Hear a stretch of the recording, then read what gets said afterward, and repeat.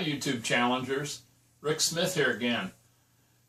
In today's video I'd like to discuss some of the things that I learned from listening to all of Sean's intense live stream from several days ago.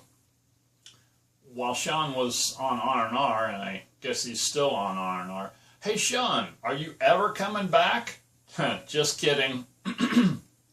Anyway, while Sean was on R&R, he sent an email saying that part of our homework was to go back through the live stream and apply what we'd learned during the live stream. So what I did was I downloaded the live stream video, and there are a bunch of plugins that you can get that will allow you to download YouTube videos.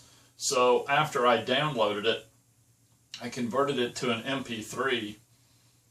I use an app called, I can't think of the name of it. All I can think of is Sean's channel right now, All Access, but that's not it. Oh, I know the name of it. It's Any Audio Converter.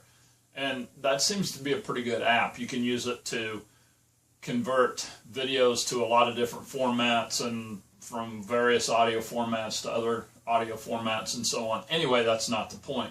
The point is I used Any Audio Converter to strip the MP3 audio out of the video so that I could then upload that so I could use it on my phone while I ran and walked.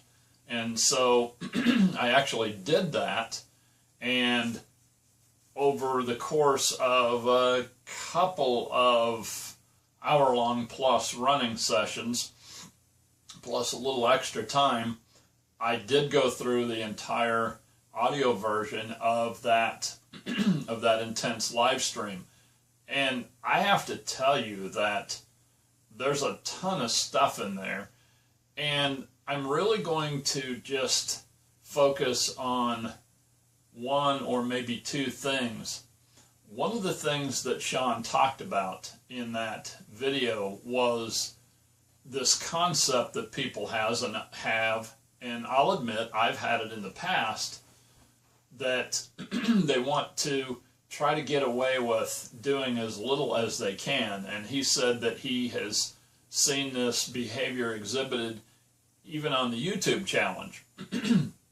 And I'll admit, like I said, that I've had this this thought before. Well, what's the minimum I can do, and how can I get tons of views or tons of subscribers?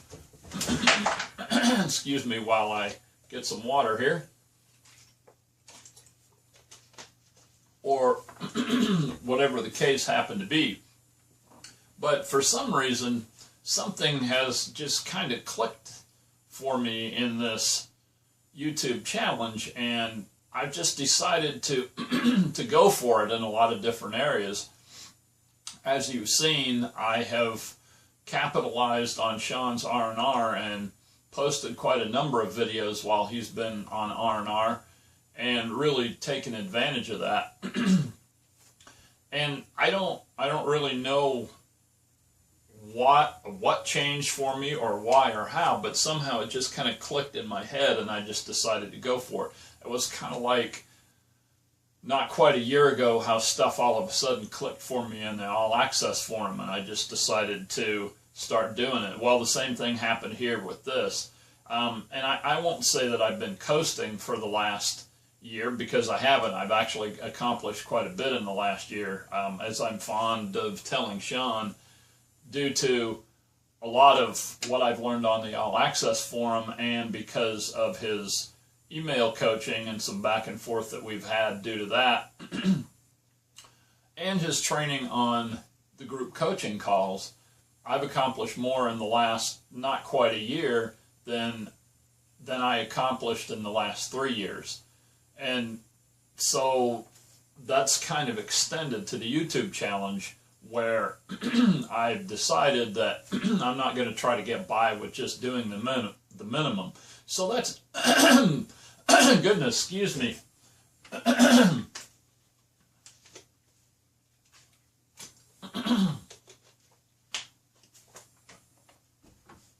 So that's the first thing I've learned and taken advantage of through the YouTube challenge, and that I wanted to point out from the intense live stream. The second thing is this. Sean talks about staying focused and just kind of keeping up with everything. And I'd like to tell a couple of small stories about that. When I was listening to the audio last Saturday, I think it was, so 5 days ago, while I was running, I ran past this garden that was, I was going to say kind of overgrown, but it wasn't kind of overgrown. It was really overgrown, and it looked like they had some, what could have been some nice flowers in there, some irises and maybe some snapdragons and that kind of thing, and it could have been a pretty garden, but it was overgrown with weeds. And so I got to thinking about how that related to what Sean was talking about in the intense live stream. And if we don't stay focused on what we're supposed to be tending to and just keep up with everything, so to speak, then, you know, the same thing happens. We start getting weeds. Weeds will start to creep in, and then the next thing you know, the whole garden, whatever the garden is, gets overgrown with weeds. And I can tell you about a specific personal experience that occurred to me. As some of you know, I recently went to North Carolina due to a brother-in-law having terminal cancer. And so several months ago, I set up a Get Response account, or I shouldn't say an account, I've had the account for a while. I set up a Get Response campaign, and I used it for the self-improvement giveaway that didn't do too well, but I guess it wasn't horrible in that I got a small handful of subscribers, but that's another story for another day. I think I got like 22 subscribers off of that particular effort. But we'll talk about the how well that campaign went maybe another time. So here's the point. I hadn't done anything with that Get Response account for quite some time. And so in early April, almost 2 months ago, we left to go to North Carolina, and I really hadn't thought about that Get Response campaign, maybe a few times off and on, but I hadn't checked in on it. I think you can see where this story might be headed. Yes, the weeds started to creep in, but I didn't even know it. So fast forward to, I guess, early in the month of May. Well, actually, I guess probably a little later in the month of May. I got an email from Get Response saying that they were rolling out their new their new CRM beta. And so I thought, oh, that's really cool. I've been wanting to check out their CRM beta. Goodness sakes, excuse me again.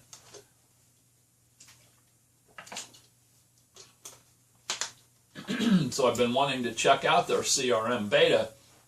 CRM is Customer Relationship Management, and a beta is really testing for software. So I had signed up for this beta, and I was excited to check it out. And so I got in there, got into my Get Response account, and I noticed I had 436 subscribers, and I thought, holy cow, that's really good. And then after about 10 seconds of exhilaration, I thought about it a little bit more, and I thought, well, wait a minute. How do I have 436 subscribers? Boy, that's hard to say fast.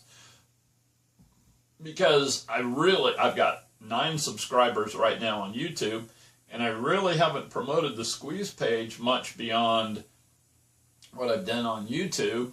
So where are those coming from?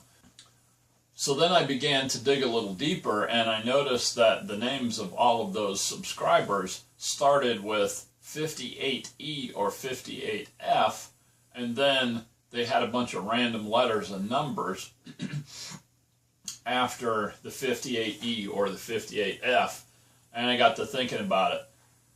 Oh boy, I bet I got hit with the work of some opt-in bots. So I got on a chat with Get Response, and they pretty much confirm my suspicions. So now I've got some work to do to clean up that mess. I've got to turn on double opt-in for about a week and let that run to make sure I don't get any more opt-in bots subscribing to my squeeze page. I don't know what the point of opt-in bots are, other than the fact that somebody could do it. But anyway, the fact remains that I got hit by the opt-in bots, and now I've got to clean up the mess. And so I've got to delete all those bogus subscribers, and like I said, I've got to turn on double opt-in for a while and then let it run for about a week. And then the get response text suggested turning it off after about a week to make sure that I don't get hit again, and then, you know, whatever, going forward from there. So here's the point. The reason that happened was because I didn't tend to that garden, my garden on get response. And now because I didn't tend to it, then I have to go in and I have to start weeding the get response garden and clean up the mess.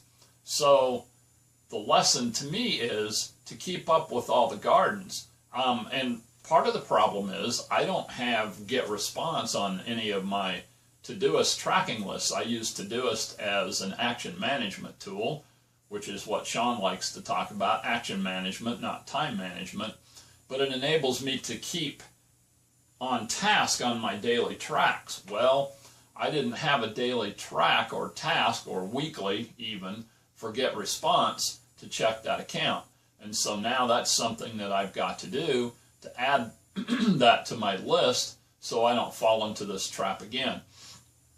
So take a moment and comment right below this video and tell me, and tell us, I should say, what you learned from Sean's intense live stream. So don't forget to like, comment, and share, and I'll see YouTubers on the next channel.